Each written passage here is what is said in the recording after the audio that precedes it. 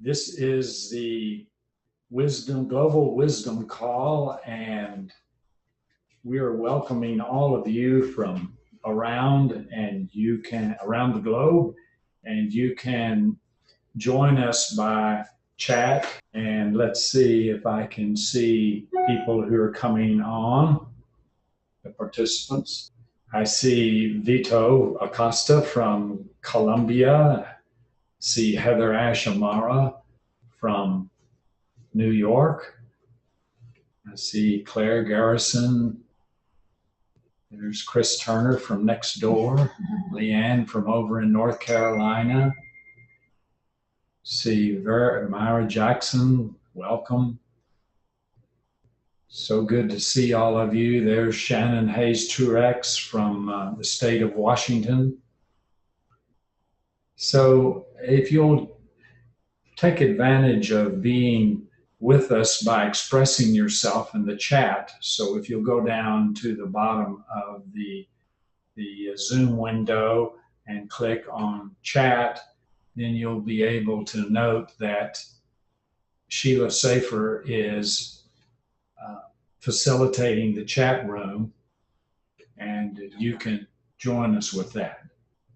This is a fourth in a series on co-creating a new civilization. And last month we had really the great privilege of having David Baker and Ellen Evans with us. And this month we have Miliwanga Wurrben from Australia who'll be with us. Just a brief word about that.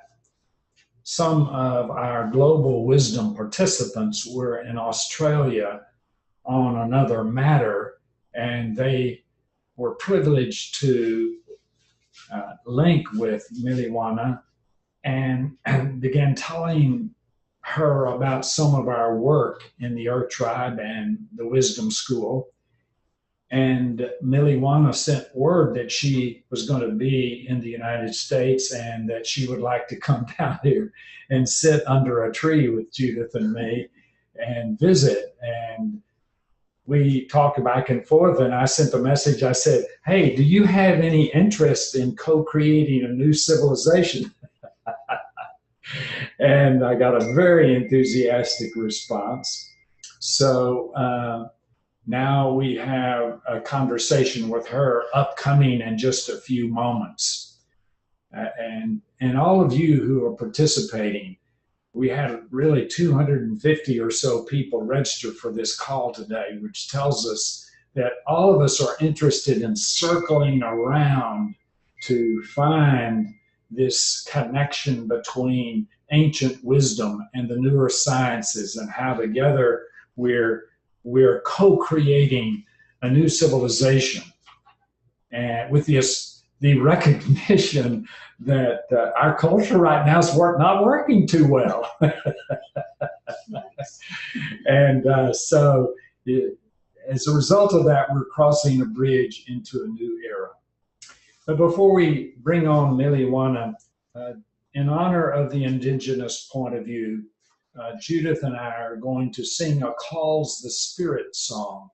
This is a song that came to one of our ancestors, Quanah Parker, as he was healed by a Toltec healer down on the border of Mexico in the last 19th century.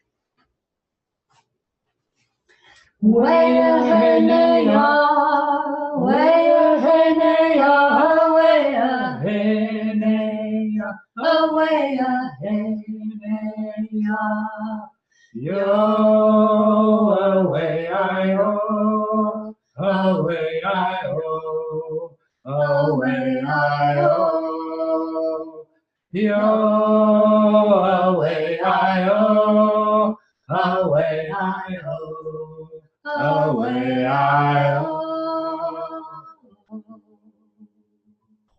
And so we welcome the Spirit. Now let's shift over to a conversation with Miliwanga, and feel free to raise questions and so on. And when we finished interacting with her, we'll bring various ones of you in to respond. just going to get to know each other for a little bit. Is that okay with you? Yo, it's fine. Yes. Okay. So let me tell you a little bit about me, and then I'll find out a lot about you. My tribal background is Shawnee. My great grandmother was brought to Texas by a slave trader, and but I also have other kinds of blood. So I'm a part of a tribe here called the Earth, and so we're sponsoring with the Wisdom University the conference that we're going to have that perhaps you'll be coming to in September. You tell us a little bit about where you were born, about your people, and I know your name. Does it mean morning star? Yeah. And tell us how you got your name and your people. I'm actually from the tribe of the Ramburunga people. Ramburunga is a tribe. My language is Ramburunga, which where Ramburunga comes from. Mm-hmm. My traditional and original home land is in the Arnhem Land, the central part of Arnhem Land. You have the north, west, east, and south. We're in the central Arnhem. And I was born out in the bush and was brought up nearby in a settlement. Mm. We lived in the bush and not in the settlement, like reserve, you would call them. So my people have always been very strong in our culture, in our ceremonies, in our song lines, dance lines, Mm-hmm. and especially the language itself, which we still speak today. Yes. Also, some of our neighboring communities lack their language today, but it's good that we're able to speak their language and actually teach them. So the last of my grandmother is my mentor and my teacher.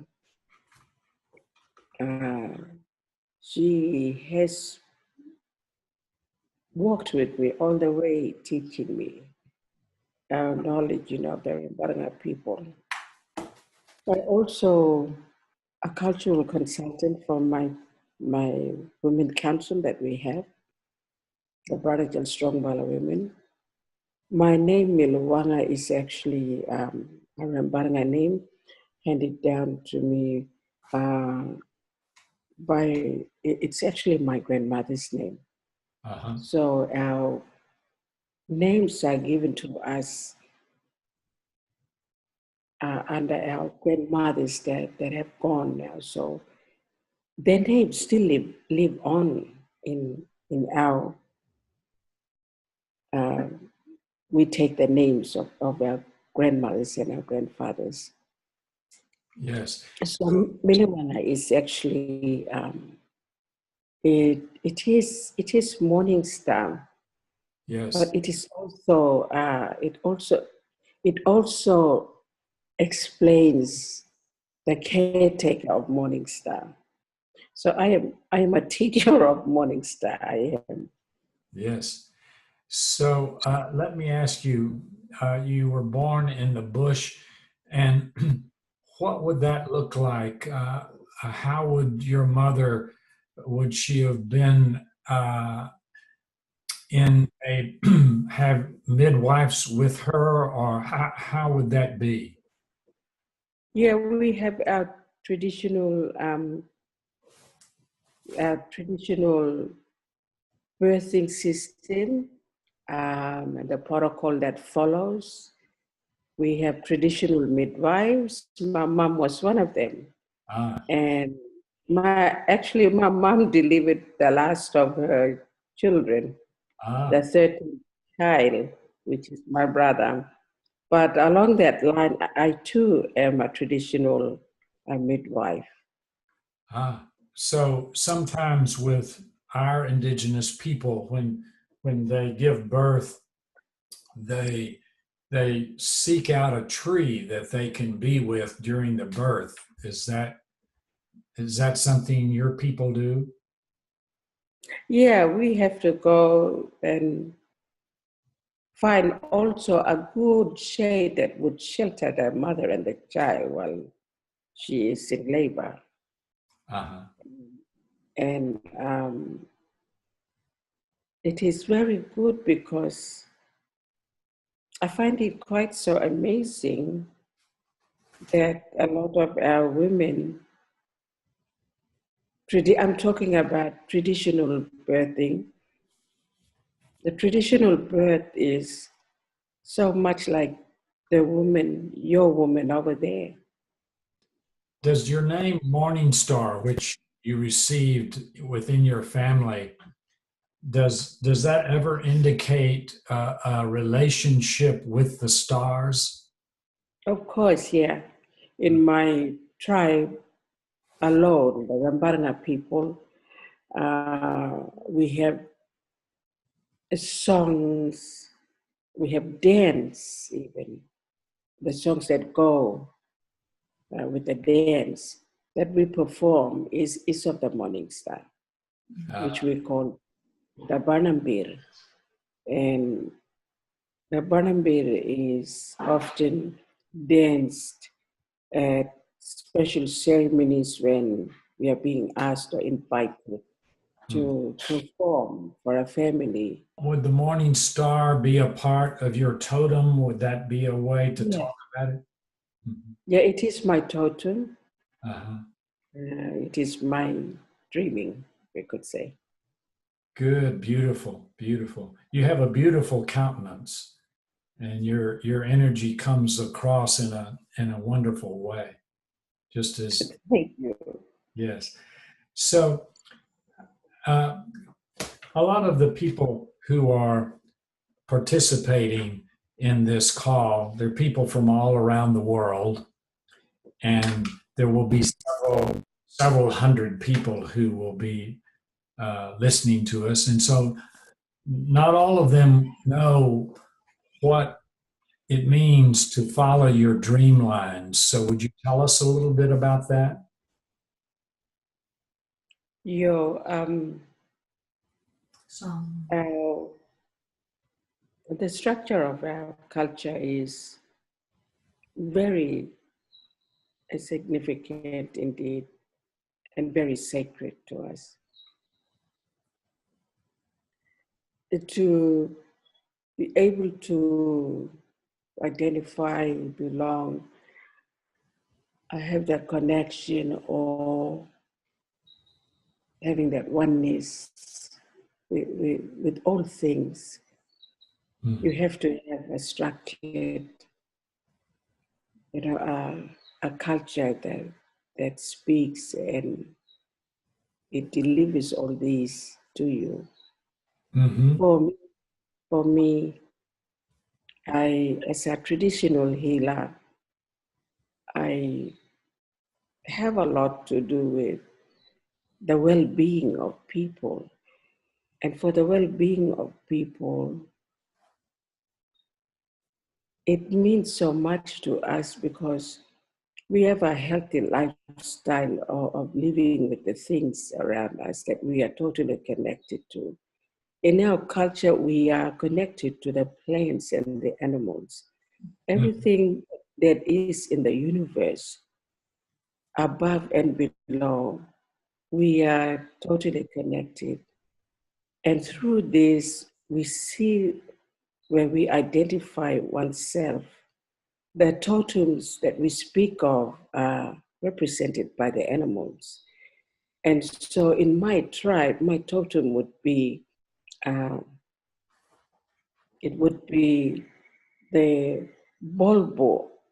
So bulbo is the mosquito. That is one of my totems. Uh-huh. The very main totem that we hold in my tribe my clanship is the morning star. Yes. And the morning star is very significant for us. Although in the east, the east, further east, southeast Arnhem Land, they have morning star. This is not, this is totally different from us. The totem, the morning star totem pole that we make and we prepare is very, very tall. And it is held and danced by both men and women. The women will actually hold the feathered string coming from the pole, and we actually dance that. We hold the string, and the actual pole is danced by the men. They hold it and they dance with it. But the Eastern Arnhem Land, their morning star pole is very short, and only one man can dance with it, or not even one man can dance with it. And there's one that's very tall, but it doesn't need all of those men to hold it and to dance. But ours is very significant. Our totems are represented by the animals, and the animals play significant role in creating, in our creation, as well as the creation spirit beings. So we have a lot of animals that are very, very sacred, and they have played that important role in creating those sacred places, wherever it is, sacred ground, where some we can go, some we cannot tread in those sacred places. It stays as it is, but we know it exists through the songs and dance, that we perform. Yes, and I know balance is a very important experience for you. Balance. What is your word for that? Balance. The balance would be ngalandako. Mm-hmm. Ngalandako is what I teach. Yes. Ngalandako literally means mother-child. Ngalan is mother, dako is child. But put it together, you have ngalandako. That actually means universal balance.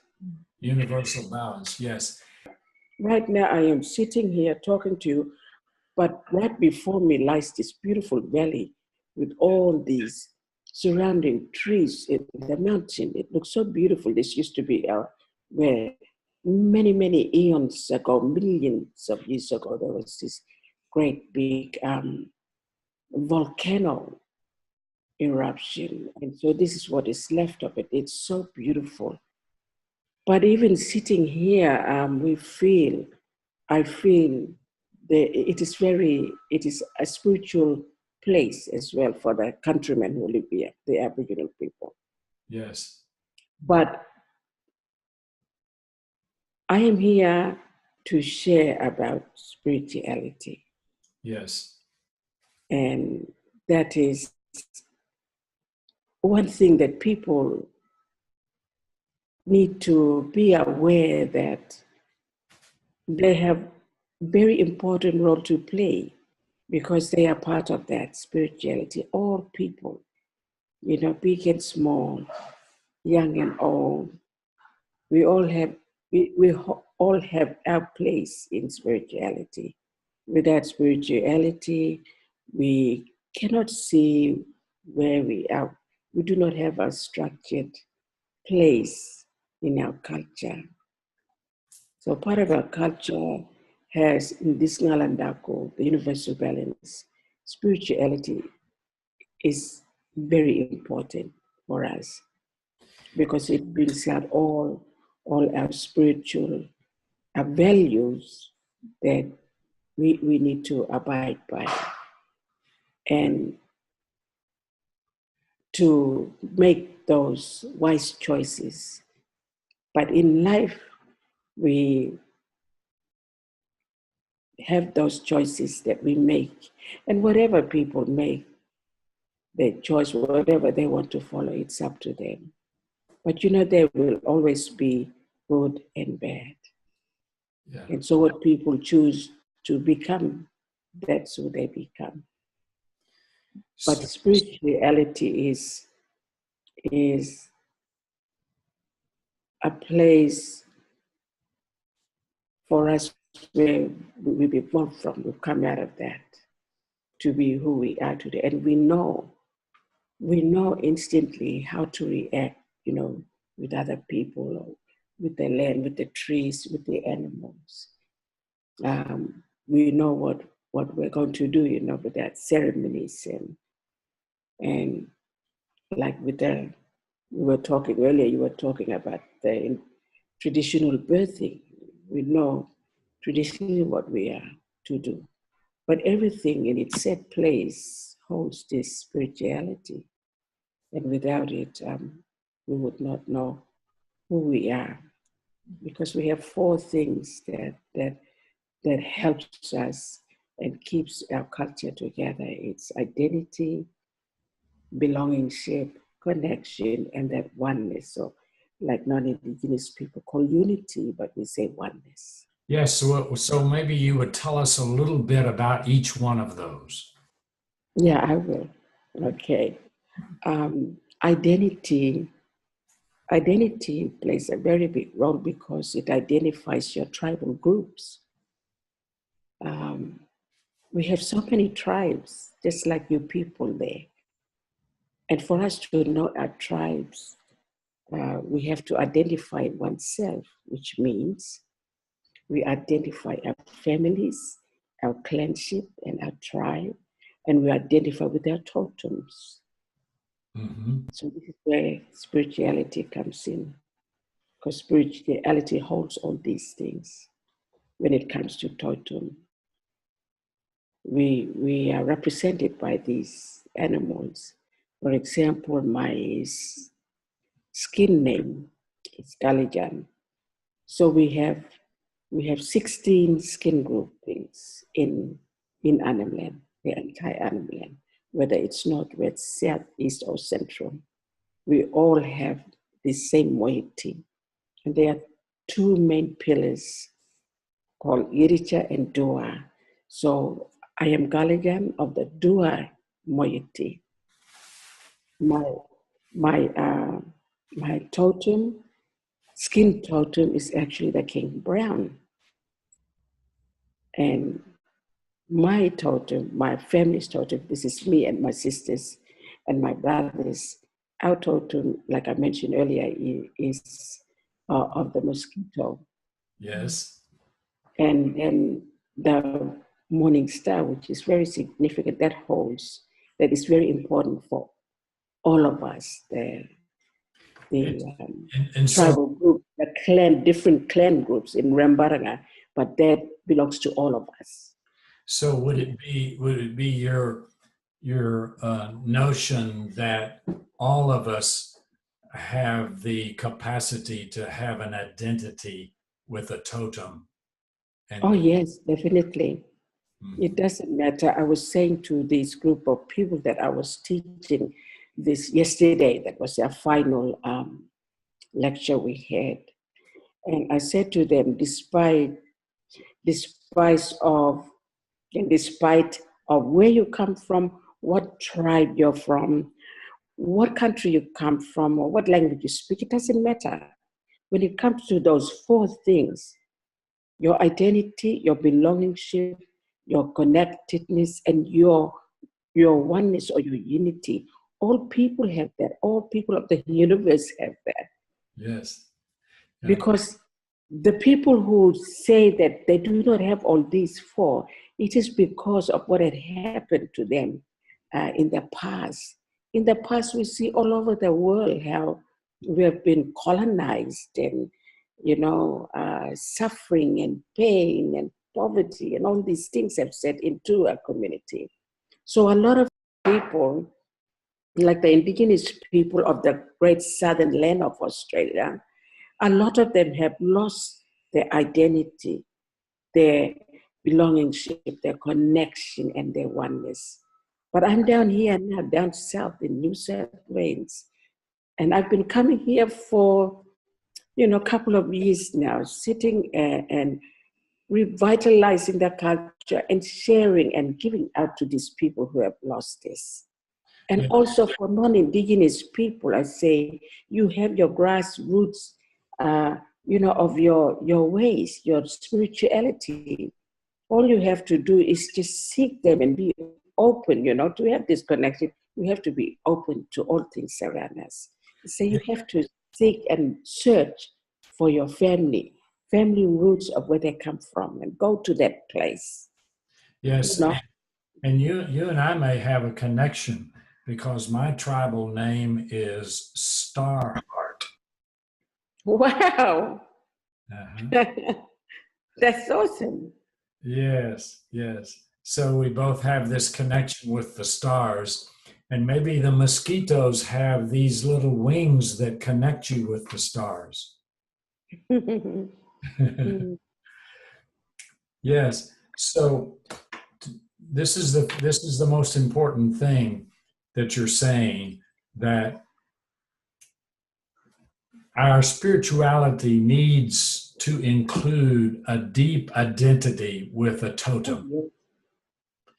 And for the people who are a part of our call today, the task is for modern people to find their totem or to acknowledge their totem. Do you have any suggestions about how that might happen? To be able to find your totem, I see, like the people in England, they have flags, and some flags have, and in Scotland as well. So they have flags of birds, like the eagle, great eagle, and the dragon, and so forth. It just goes on. And the lion. I don't know how lion got to be in England, but yeah. but they have that in their flag, and it represents the different people in that area. So it represents the tribal group or the tribal clan of that area. It is the same. It's similar to that. For us to find our totem, it's not only trying to find our totem, but trying to find the entire culture that we fit in. And to be able to do that, we need to go back to our grassroots of our culture, our very grassroots of where our people have come from, and know the land. And as soon as we know that, we go back to our homeland where we originally come from. We go back home so that we're able to, make everything become what it should be like.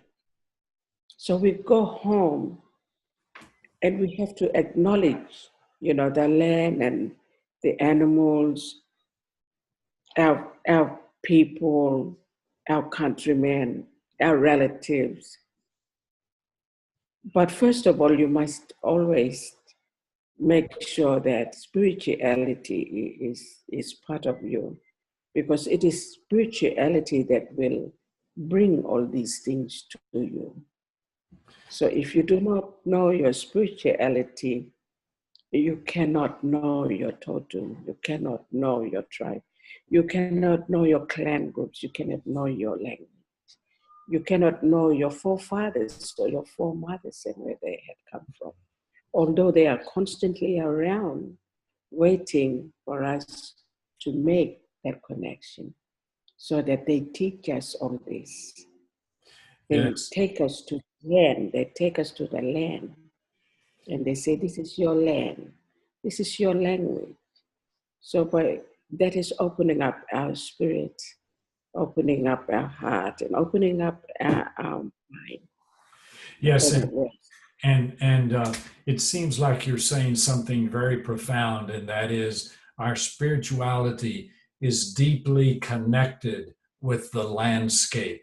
You can't really discover your totem or who you are in your identity without being deeply connected to your landscape. That's right, because it holds everything. Then you know your song lines, your dance lines, your ceremonies. You know your stories, not only of the land, but of the cosmos in the skies. You will connect to all things when you find your identity, your belongingship. It brings you that belongingship. Then you are finally connected to it. And then you feel that oneness. That is what it's all about with us countrymen here, the Aboriginal people of Australia, is wholeness, is oneness, is holistic. Yes. It's not individually done or every man for themselves. No. You must be one big group to be able to have all these things come about. And it is that spirituality that holds the entire culture, our culture. It has always been like that. That's that, yeah. So now you live in Australia there, and then you have the culture that's your mainline culture with government and so on. And what do you see the role of your people, your Morning Star people? What do you see your role is with the mainline culture there? My role that I play on behalf of my tribe and also on behalf of other tribal groups and neighboring groups. I have, over the past, had to balance both culture. The reason why I am here speaking to you, I had to balance both culture, the traditional and the Western culture. And that brought me into the Western culture. And because of everything that had happened to our people, I just do the good fight. And the good fight is sharing my culture, my spirituality to those who are open and are willing to hear coming from an indigenous woman. Yes. But in the past life as well, my past life story is I am a qualified teacher, librarian, and I am a cultural consultant, not only for my women, but for my people, where I live and where I come from. And I am a traditional healer, which has always placed me in that role of taking care of the well-being of our people as best as we can. We have our traditional healing therapies, such as traditional meditation, which is part of the healing process. And healing actually comes under spirituality. Yes. So we have the traditional healing therapies, which includes traditional massage, which I work through healing people, and a lot of traditional medicine that we prepare, and we use that on people, as well as children, babies, mothers. So we're still there taking care of one another with the relationship of the traditional healers and the people of their community. It is very important because the line of a traditional healer has come from ancient times way before the Western medicine came. So we are in that line of traditional healers looking after our people, the well-being of our people. But we see that the government has not really seen how vital and how important this is for our people. So they do not acknowledge or respect us as traditional healers, because we are like doctors in a way. They have their medical doctors, in the Western perspective. We are doctors in a traditional perspective, but that they do not see. Although if they did, it would blow their mind out what traditional healers do. Yes, I know. Well, Yeah. I know, and along that line, we're making arrangements. We're hoping that you can come be with us in Texas at this gathering, and we're focusing there on the Native American prophecy that this old civilization, this Western civilization, has outlived itself, and now there's a new era, a new civilization being born, being birthed. And I wonder what your point of view might be about that. In your tribe, is there any sense that humans are going to move into a new era, a new period of time? Well, for me specifically and for my people, it would be like going back the way that we had lived. And that is what is being brought today in the present time. And it is that freedom, freedom of who you are as people, having your say in everything, in which we had not had our say way back then, and being seen and having looked at us and having experienced all those things like slaveries and whatnot, taking away children, all these past abuses that has happened, which brought poverty, depression, and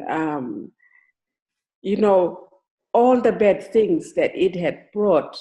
Now it will pass when we bring all that we had way back. I remember when I was a child, I enjoyed who I was. There was total freedom. I was able to, be with my mothers and my fathers and my foremothers and my forefathers. And I had freedom of doing anything I wanted, but that was part of my traditional education. And then when I had gone into the Western education, that was totally different from me, because there was total strictness in it. And although I had to break some protocol to be where I'm at now, and it was sad for me to break those protocols, but it did not stop me from not breaking it again. Mm-hmm. Now I am a woman, I have my rights, I know where I stand, and I won't have anyone saying to me, look me in the eyes, I'm speaking to you. When now I am able to say, excuse me, I have my protocols, and my law says I cannot stare at you in the eyes because you're a man that I don't know of. That is my culture, which I had broken when I was a child.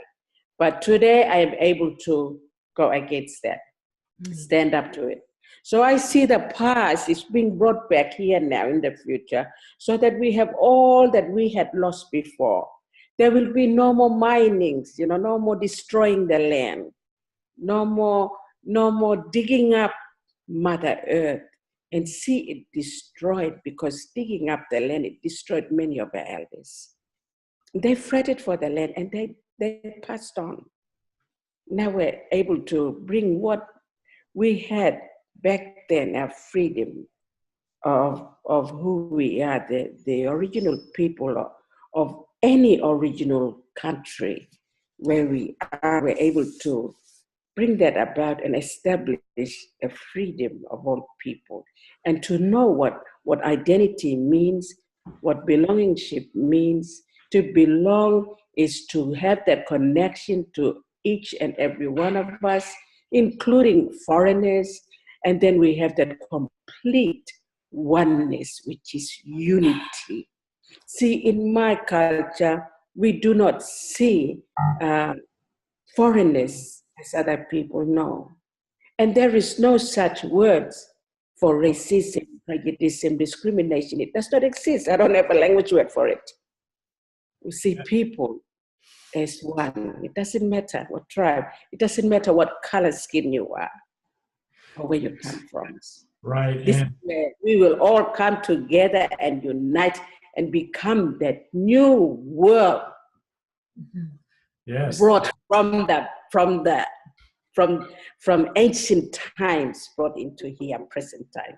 Because we do not have future. In my culture, we do not have future. It's only the past and the present. Yes, the past and the future are all in one unity. Yes. And when we're talking about moving into a new world, a new civilization, we're talking about a world where we know who we are. We have freedom. Yes. We know our mothers and our foreparents and our grandfathers and our cousins and our kinship. And we belong with the landscape. We belong with each other. And because we belong, we're deeply connected. Yo, that's all right. And because we're deeply connected, then we have a sense of unity. Yo, that's it. The wholeness that it brings and the oneness that it brings. Yes. Yes. And you're planning to go and spend some time with the Standing Rock Lakota Sioux. Is that correct?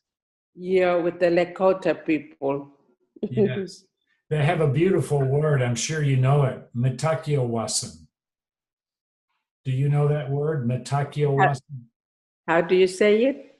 Mitakiawasan. Mitakiawasan.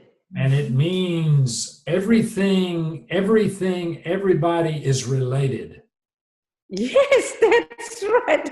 It is. It's so right. Yes. Yeah. And then in the tribal language of my background, we say inake. Inake. Inake means cherished relative. So wow. Okay. So that would mean I say to you, Miliwanga Inake. It means you are my cherished relative. Yo, and I say in my language, Ramburunga, it's Jubulna. Jubulna means one family. One family. One family. Yes. Jubulna. Jubulna. Yo, Jubulna. Jubulna. One family. One family. Yeah. Well, I think we're going to have a wonderful time when you come here to Texas. We have this beautiful springs where we'll be staying with clear water. And wow. Our mission together will be to have clean, clear, flowing water and people. Wonderful. I look forward to it. Yes. What a blessing. Yes. Well, it's been such a blessing to talk to you, and thank you for sharing so much for us. And I wonder if you would lead us in a prayer in your language and then translate it for us. Yo. Yo wagarada da mangin ka ko kalina chine. Tada mayena woro da manin me ngako na kan pi. Jubul na ngarania na bakan. Tanda mangin kakokalin na jini wangar. Yo, yaran nanan. Pi jubul na. Yana wur dawal baru para nura. Tanda mangin wangin na yaran nanan bakan. Yo. Ngin kakokalin na jini wangar. I said, yes, Wangar. Wangar is the great spirit. That's his name. The great spirit being, the creator above all creators and power above all powers. I said, Wangar, you see us here in this land. Everything that you have created and you have aligned for us and have set. Wherever we are today, we look at you and the sacredness of our country and our people. We are one family, I said. I mentioned that word, Jubulna. We are one family. We want to thank you. You are so great, we say. In Gakokalena Jinin, meaning you are so great indeed. He said, you bless all of us right this moment, wherever they may be, all those family. Said, wherever we are, you bless each us, one of us, and keep us safe. You will bring us together, in that oneness. And then I said, and I said, yes, you are so great. I thank you. And that's the prayer. Thank you so much. We take your prayer into our hearts. Thank you. And we take the stars, all the stars of the cosmos, and we put them in our heart, and we send them to you. Yeah, thank you. And I look forward to that time when we will be together. And I want you to meet my wife. So this is my wife. Around the back. Oh, Millie. Hello. I've just been bathed in your presence listening to you. It's just beautiful, so beautiful. I look forward to seeing you in Texas, if it's possible. Me too. Yes. So, and all the people who are listening, they can be blessed by the tie that binds us together. That's right. This is one family, one sense of belonging, one identity and unity that we can have in this new world that we're bringing. Yes. And so, as we close, I'm going to ask Judith to sing a song that is our gift to you for being with us today. Oh, that is so beautiful. Thank you, Judith. Love is the only power. Love is the only way. Love, love, love, love. Watch our circle grow. Oh, thank you. That is so beautiful. thank you. Well, thank you so much, and we're all enriched by being in your presence. So as we say in our tribe, hey na and nake, it means until we meet again, cherished relative. And I say, Bobo Ninana Barpo, meaning I see you later on. Because there is a word where we say goodbye, which means, what? Are you going to die and leave us? Oh gosh. Okay. Well, We'll see you later on. Thank you. Thank you. No. Goodbye. Bye-bye. Bye-bye. So you can see what a beautiful spirit she is, and how grateful I am that we can all sit in her presence. So I'm going to bring Heather Ash Amara in as an initial respondent. That was amazing. So beautiful. So I just want to send blessings to Will and to Judith for holding the space for her to come in, for Miliwanga to come in and bless us with her laughter and her words and her beauty. And I know that the sound was a little challenging for some people, and what was such a gift was, for me, was of feeling the lightness that she has and the laughter, knowing what struggle her people have gone through. And that place of the reminder for all of us that there isn't separation, and to come back to how do we weave ourselves back into an identity that is one of belonging and connection that leads back to unity. And that identity piece is so crucial for us, that it's not about individual, that it's about the belonging. It's that reminder from a beautiful elder that may all of our actions as we move through our life be to reweave ourselves back into the whole, and remind others of that sacred connection that we all have. So much gratitude. Beautiful to be part of this circle. Thank you, Heather Ash. Where are you calling from today? I'm tuning in from Ellensville, New York, so up in the Catskills. Gorgeous rolling mountain, hills, trees. It's really lovely up here. Oh, good, good. Well, send us some of that cool air. It's a little warm here in the hill country of Texas today.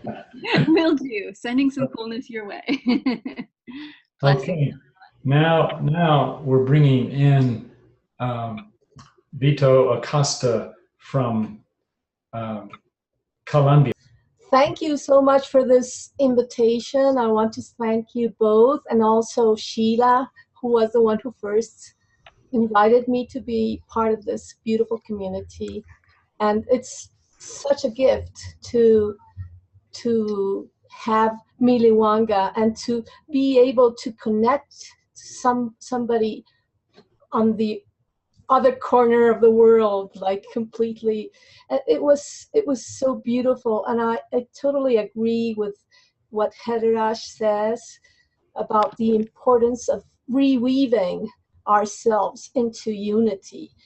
No matter where we come from, no matter what place in the world we come from, what cultural background we have, there is something through we can connect to each other.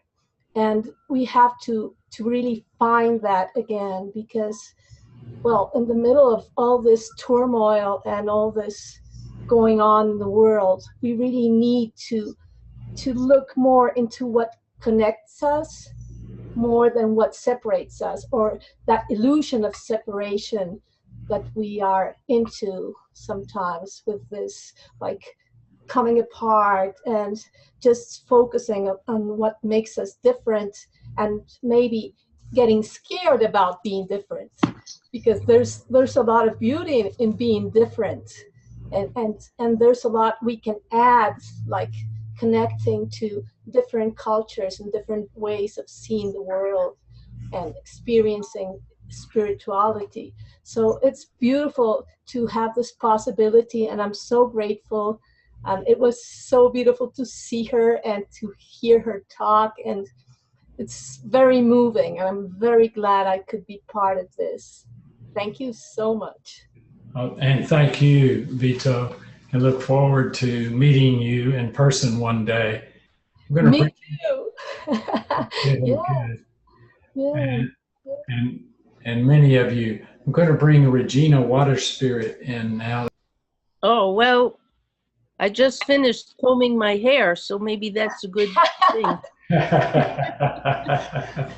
Well, you know, I just feel so privileged. My heart is so open, and I loved listening to this Aboriginal woman with her wisdom. She's such a gift for all of us.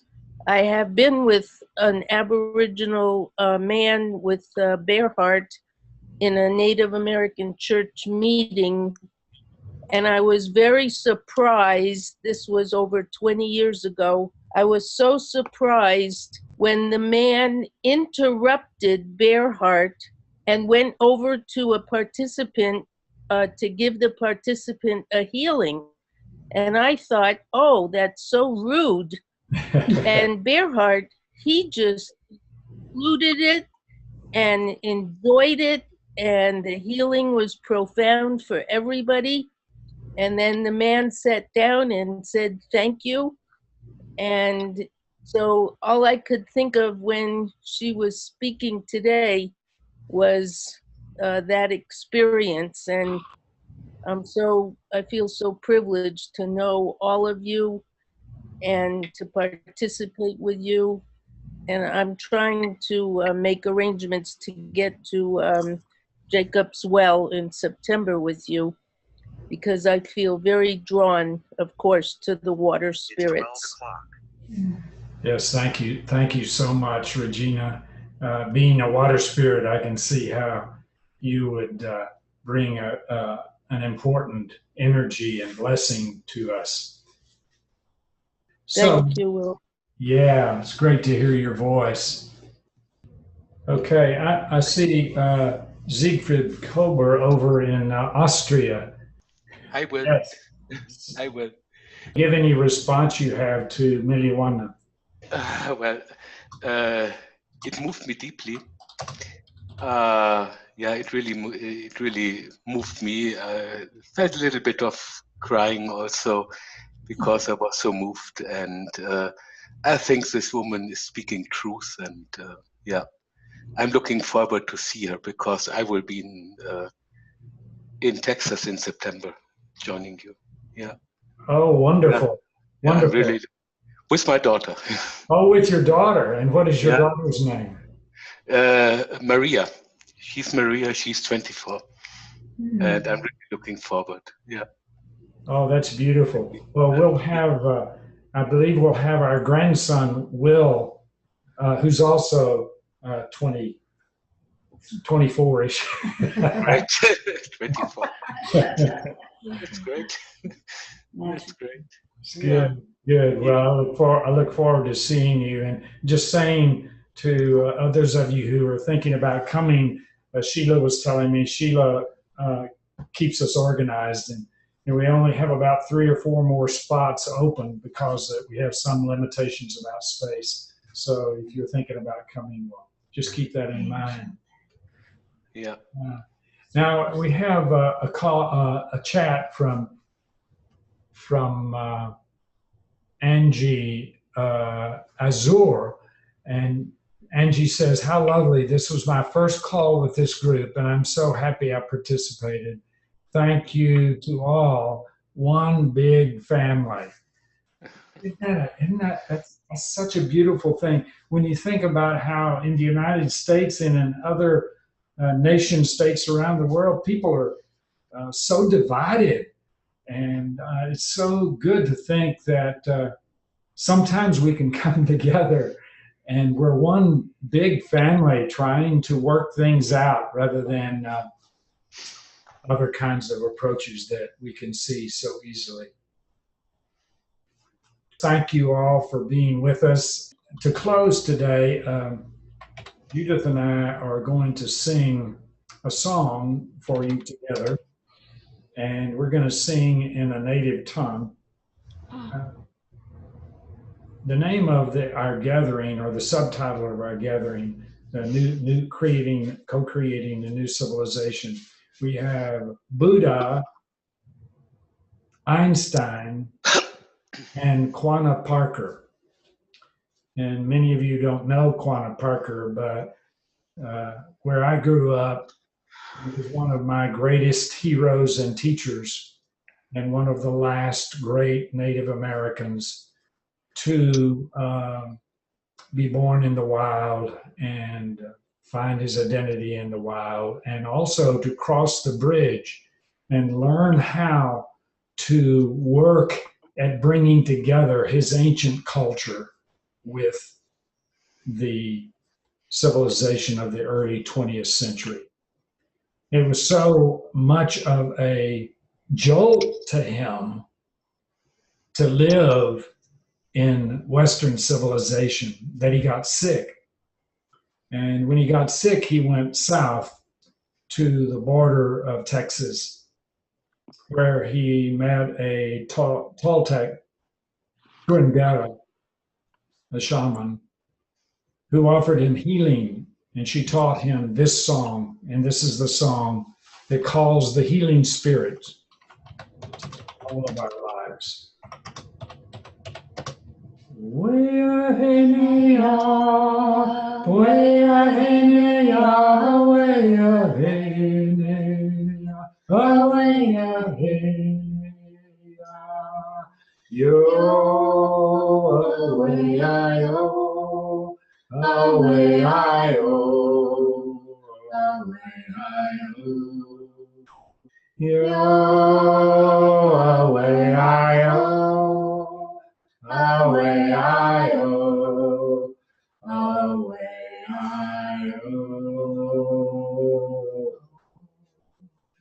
And Judith and I are going to touch our foreheads, which is a way of greeting and saying until we meet again in September.